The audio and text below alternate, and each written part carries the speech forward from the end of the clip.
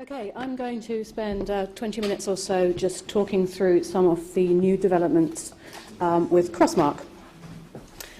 I'm not going to spend too much time explaining CrossMark. I think most of the people here probably know what it is, but I know we've got a few new members, so just very quickly, very simple explanation of CrossMark.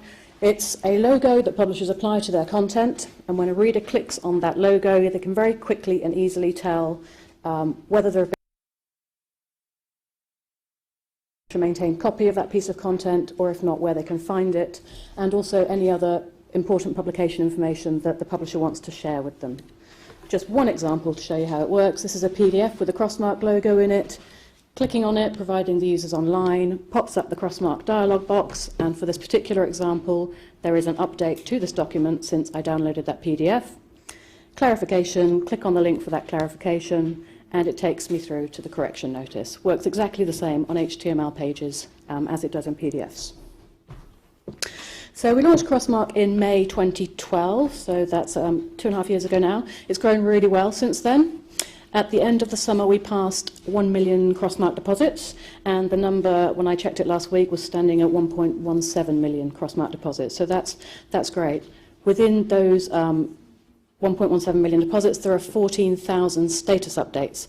And so by status updates, I mean things that trigger that kind of alert to the reader. So a correction, a retraction, the status of the content has changed. We've got 57 publishers now participating in CrossMark and depositing those DOIs. So there are a couple of things that I'm going to focus on in the time I have today that are new to CrossMark. And the first is really to do with what we mean when we talk about an update to a piece of content. So to trigger a CrossMark status update, the changes to the content must be significant enough to affect the crediting or interpretation of the work.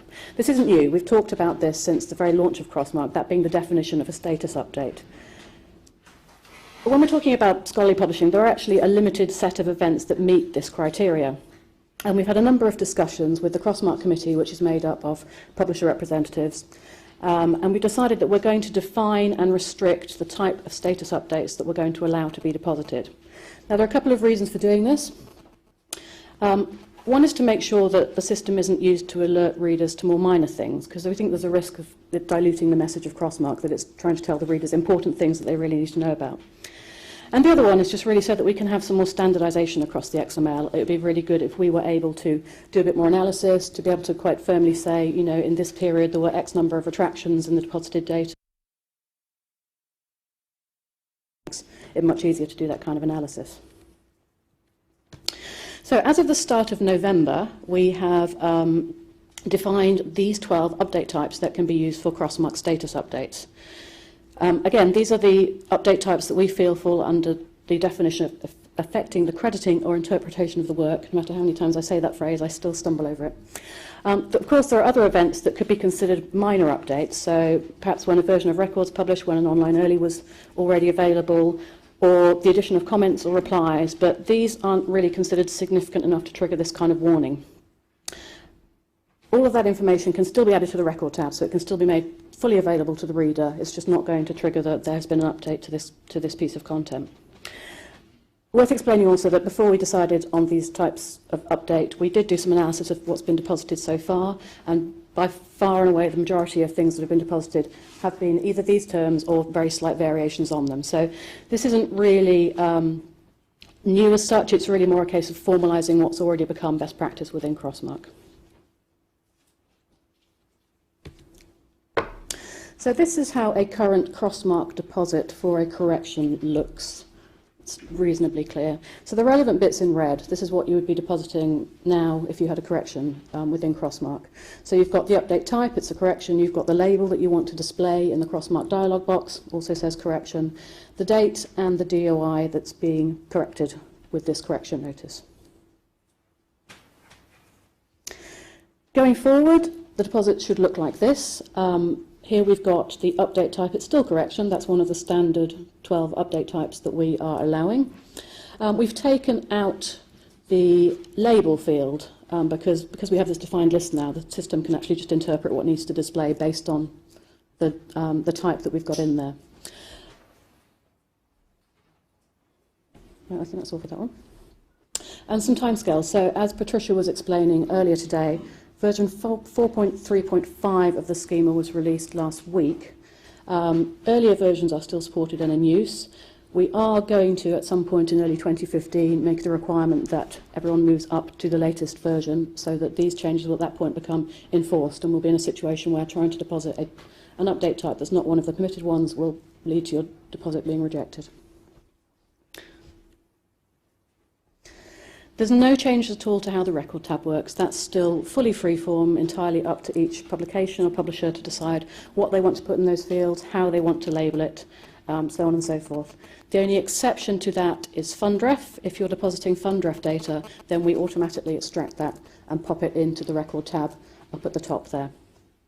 In the coming months, certainly in the coming year, it's likely that we're going to probably have more of these, what we call programs, like the fundref program, where we take certain pieces of information and give them a standard display format and pull them into the record tab. None planned for release just now, but it's likely that that will happen. So that brings me to the other development that I just wanted to explain briefly today. We're just about to start a pilot on a new CrossMark feature. It's not a service in and of itself. A CrossMark feature that will link publications to any clinical trials that they are reporting on. So this is something that we started to talk to a group of medical publishers about maybe a year or so ago. And we formed a working group. It's led by Biomed Central, and these are the organisations that have been in that working group and participating in that discussion. And this is just a mock-up of what we're aiming at, but a place in the record tab, a standard place in the record tab, where there will be a link. It's the third one down. It's a little bit fuzzy. I do apologise for the screenshot. There'll be a link to one or more clinical trials that are referenced by the paper, and then also links to other publications that reference that trial or those trials. So bringing all of the publications, be it pre-results, post-results, to do with a particular clinical trial, into one list in the record tab of the CrossMark dialog box. As I say, we're about to embark on a pilot. We're pulling together a prototype of how we're going to gather this information, and the way that we are doing it at the moment is we're going to use an interface very similar to the one that many of you use for collecting fundref data from authors. So sending out a little form to corresponding authors saying, please could you supply us with some information about the trial or trials referenced in your paper. We'd ask them to tell us where the trial is registered in one of the set group of trial registries that exist around the world, to let us know whether it falls into the category of pre-results, results or post-results, and then, of course, to supply the trial numbers. And we have been talking to a few of the trial registries themselves to figure out how we might go about validating these trial numbers as we get them in and collect that metadata. These are the timescales. They're a little bit vague. We are currently building those interfaces and working on the CrossMark dialogue that will accommodate it once we start to collect this data. We will hopefully get started on the pilot very early next year and run that for an amount of time, in the months probably rather than much longer than that, and obviously then reporting back on the results of that pilot. We're also quite hopeful that this kind of functionality will give us the opportunity to explore other similar features in different subject areas. It just happens to be clinical trials here that we've come up with. We've got a group of publishers very interested in that, but obviously the functionality and the stuff that we're building could be applied to other areas within CrossMark. So, rushing through here, the final thing I really wanted to mention that's new about CrossMark, the long-promised CrossMark statistics. We have been talking about this for quite some time, I do realise. We are very, very close to being able to release CrossMark stats to CrossMark participants. We're just doing some final work on the user interface, which again looks a little bit fuzzy there, just tidying that up a little bit, making sure it all works. The data is all there, it's all brilliant, the backend's all been rebuilt, we've got all that working. We just need to make sure that the UI is up to scratch before we start to roll that out, and I'm very hopeful that we'll start to roll that out at least to a handful of sort of first try publishers before the end of the year.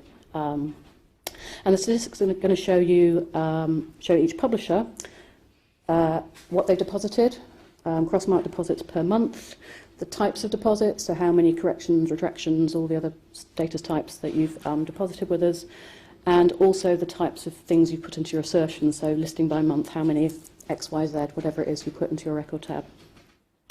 And it's also going to tell you how many times your crossmarks are viewed in each month. So there's a lot of data in there. It's all really useful data. We've been a little bit slow in getting that together and getting it out, but I think it'll be very useful to everybody when we do manage to get that out.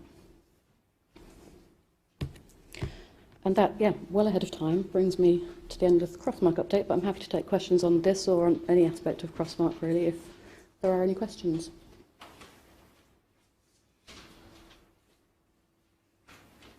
Okay, great. I shall hand over to Carl.